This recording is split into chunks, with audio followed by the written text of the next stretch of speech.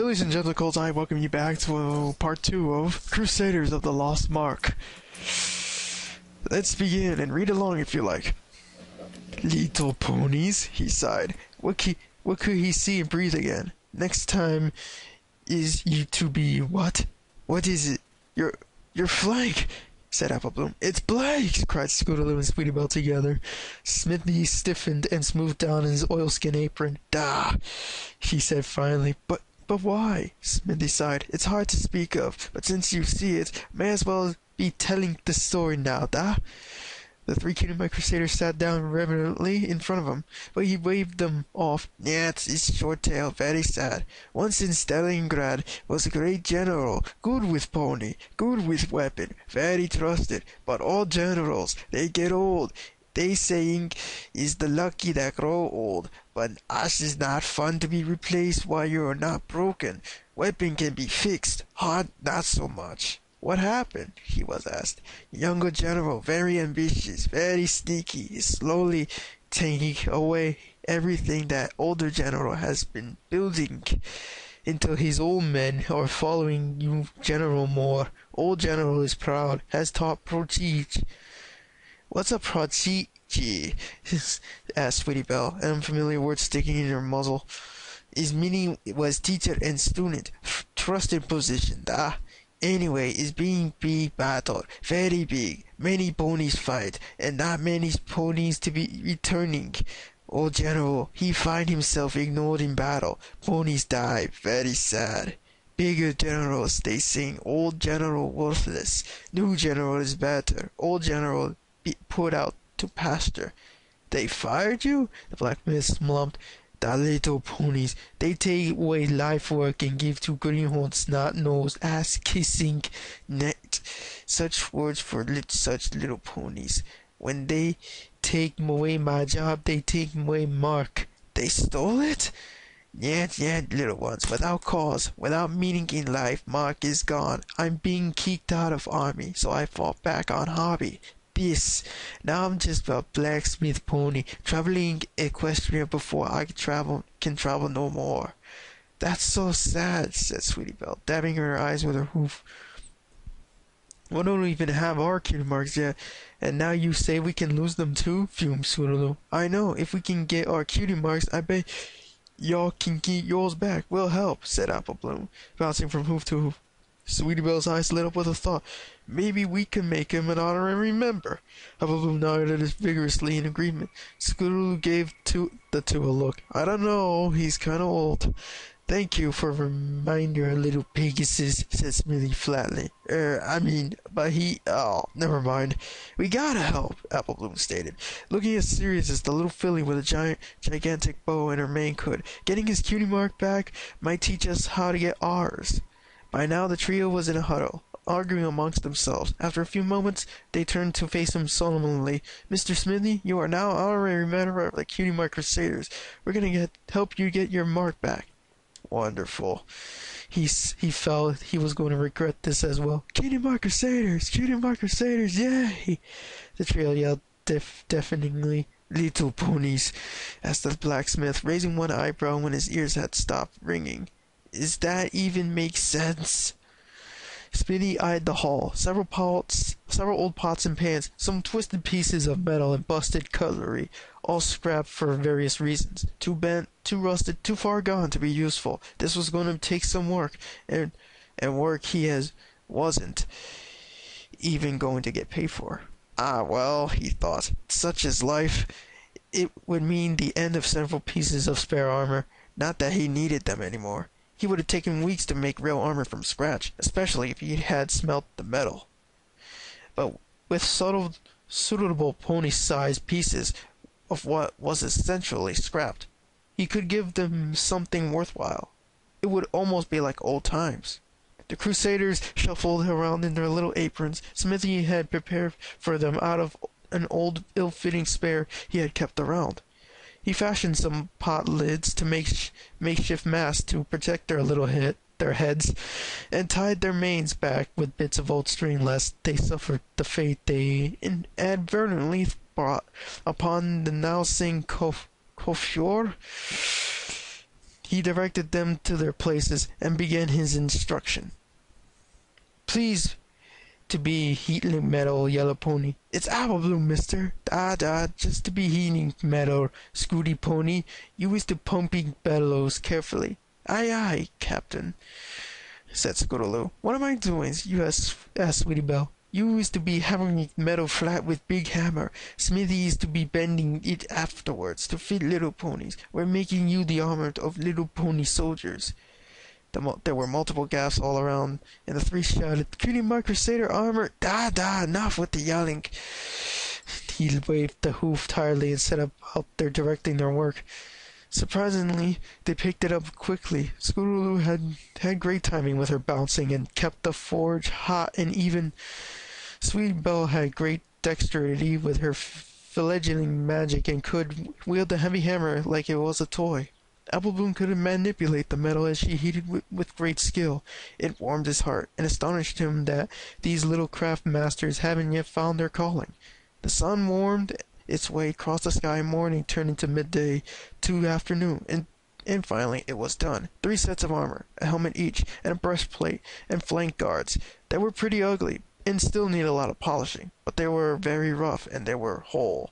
"Ah, little ponies," said Smithy happily. "You're doing very good work for first time. Come back tomorrow. I'll be showing you how to use your armor and keeping it clean, little warriors. Must be having clean armor, da?" "Da!" she said happily and loudly. The little ponies had reluctantly hung up their armor. Smithy showed them how to take it off properly and oiled it. Checked the padding and the little cloth straps. It was armor, but for all it was plate armor. They have left his campsite with almost as much boningful energy as they had coming in. Smithy shook his head. If only he could have that much energy at the end of a workday. He turned back to his campsite, sighing. He at least still had plenty of work to do, and gifts to complete. The Cutie Mark Crusaders were heading back to Apple Bloom's house for dinner. For all that they were bundles of energy, they did occasionally require rest and refueling. "Ah, shoot, I didn't get my kitty mark after all," she said, Apple Bloom, stamping her hoof in the annoyance, kicking stones along the path where they bounced off the apple trees. "Me neither," said Sweetie Belle. "How about you, Scootaloo?" "Nothing here. I was so sure, too." "Maybe we'll get our marks by plain soldiers," wondered Sweetie Belle. "Maybe he'll get his cutie mark by plain soldiers," shouted Apple Bloom, bouncing up and down. "Worth a shot. I bet it's less trouble than ziplining." The day dawned bright and early as Smithy was already up. The glade he had set up camp in ringing with the dull clanking of metal on metal. Soon after, though, it was full of excited and boisterous sounds of the trio of excited foes of demanding attention. "Tie me up first. He tied you up first yesterday. Well, I was here first. Nuh-uh." Smithy faced Hoof. "Little ponies, my little ponies. Hush, hush, one at a time. Yellow Pony, you is first." Apple Bloom stuck her tongue out at Sweetie Belle, who scowled and fidgeted. Scootaloo snuck in front of her, and the two beginning fighting, but Smithy glared at them. "Yet it is no way for a soldier to be acting. Scooty one is next, and then this Sweetie Belle." "How come you never get my name right, mister?" asked Apple Bloom with a pout. "I'm being bad with names, especially when Little Pony is too loud." He tightened the straps on her armor and set her off to one side before completing the adjustments on the other two. He then set them neatly in a line and settled on into his own drill routine march as he explained to them. "I make you armor, little ponies. Is now your armor. You is to be treating it with respect, dignity, and care. You is taking care of armor. It is taking care of you. Polishing armor until bright all last night. Now is your task to keep armor bright and clean, no rust. Is this really real armor, mister? But you could call me sergeant or sir when you is being soldier is very important." "The sergeant, sir," said Scootaloo, clicking her hoofs together. Smithy nodded appreciatively before continuing. "This is real armor. Just made smaller for little soldiers. Helmets are your own hoof-made. Be proud, little ponies. Hoof guards are silver and very flashy and pretty for when little ponies are in a parade. Not so useful against other armor, but our weapons are all the same. Strike your enemies with them. Strike true. Strike hard. This sounds dangerous, Mr. Sergeant, sir, said Sweetie Belle. I don't want to hurt no pony. That, little Saunders, is not for hurting. It's for protecting. If you know what to do when you must, you is knowing also what not to do. Attend. He turned and pointed to various pieces of the armor one at a time. Breastplate for charging with body. Heavy hits will knock pony away. Flank guard for stopping arrow. Turning sword. Wither shield for shame. Also for protecting against charging pony or enemy. Neck and mane plates for protecting against beating creatures. And helmet to be protected head. Remember this. Da! Said all three. Da what? Said Smithy, stamping a hoof. Da sir. They said in unison. That better. Come, I'll be showing marching and basic maneuvers. Smithy showed them. He enjoyed the workout, if truth be told, but he fought tooth and nail against using the kind of emotion and discipline he would ask for real soldiers. They were just for children, fools, even without their cutie marks. He should have let it be just a game. He smiled. For all it was a game, and they were remarkably good. But what sort of danger could they get into place in like Ponyville? They stopped before midday, despite having carried several pounds of extra weight around a field and body, slamming each other until dizzy. They almost showed almost no sign of it when stopping and drinking their fill of water. He urged them to take off their armor so he could check the fittings again. Now that they have used them, they would likely need to be adjusted. Shaking herself out, Apple Bloom turned to Smithy and said, I think it's our dinner time now, Mr. Smithy, Sergeant, sir. Smithy smiled. I'm not being sergeant, sir, when you're not in uniform, little soldier. Go now. Big sister is worried about her little Apple Bloom, no? You remember my name. She ran up and hugged him, and then turned tail and fled, her friends doing the same. Smithy wiped a tear from his eye and hung the armor up for later. He was quite sure they would be back. He settled himself down for a nap. Work can wait for a while. I reckon, said Apple Bloom. I reckon we just need more practice being soldiers. But we can't be soldiers without armor, whined Sweetie Belle mournfully. Shoot, we left our armor at Smithy's place. We got to go back and get it if we're gonna be Crusader soldiers. Smithy, said Apple Bloom. Stamping a hoof, then they trundled away from the disaster zone, which had a mere minutes earlier been a table set for lunch. This just means we gotta be sneaky, said Sweetie Belle. We still got what's left of the zip line, and I still got the ninja outfits I made.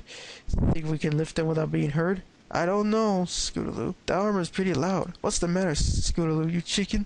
Scoot, scoot, Scootaloo, cried Apple Bloom mockingly. That's still so funny I forgot to laugh. You're on. Let's go get him if you're not too scared. Deal. But we gotta go to the Elven-Free Forest and we're gonna find monsters to fight. Said Apple Bloom, but frowned as Scootaloo puffed up. She wasn't about to show she was scared. Fine, she said. We'll go over to the Elven-Free Forest, but let's not stay too long. They shook their 4 hoops together and snuck back to the campsite. We'll continue this with part 3.